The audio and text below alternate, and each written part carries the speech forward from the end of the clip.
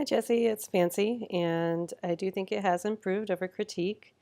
I definitely see points of emphasis, but I don't think that they're well balanced. You know, you have kind of two here in all the visual interest because white is always more contrasting. It kind of advances and black kind of recedes. So we notice the white or the light much more than we notice the black.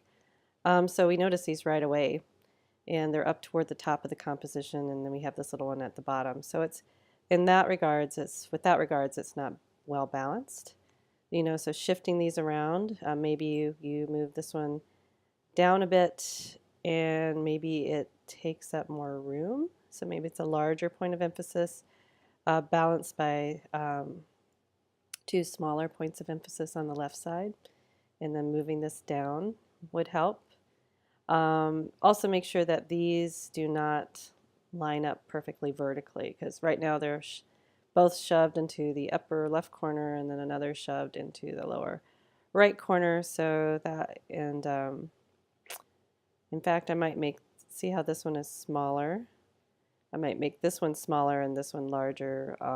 So you need to work on the balance of these. And then the black will just kind of come along on its own, I think. Excuse me.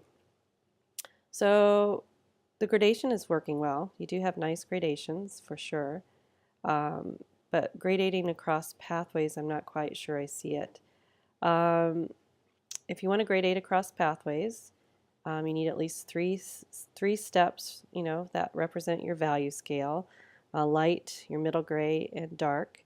But it might be better to have four, so kind of light, dark, and two intermediate gray values. One that's a dark intermediate gray and one that's a light intermediate gray. And then I can kind of see your pathway. So to me, this looks like maybe your light value, but you could probably push it a bit further. This looks like step 1, 2, and maybe 4. Is there a step between these two? Or is there a step between these two? So maybe this light one is your first two, maybe some value 3 of your value scale. And through continuation and similarity, it's going to form an edge. So you have to make sure there's enough similarity and value to kind of connect that edge. And this one actually works better, I think, than the other ones. So right here I see kind of this rectangular point of emphasis.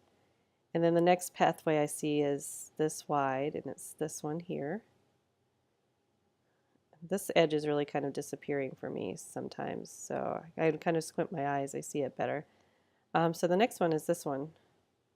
And you can see it kind of shares this value, which I don't think is necessarily bad. But it does kind of soften that boundary there when they share values that cross over like this one does there and there. Maybe it's, no, maybe it doesn't share that value. Okay, maybe that is a different value. It is, but it's pretty close. So I see this one, and here it looks like, well, this value is, nope, okay, never mind, pay no attention. So sometimes I see kind of a double visual pathway, and sometimes I kind of see a single visual pathway. So sometimes I see a pathway that's this wide, and sometimes I see one that is, you know, this wide. So it kind of goes back and forth for me. So I'm just going to go with this. I see this as the hub, and then I see this double visual pathway, that's the next step, and then it jumps to the darkest values.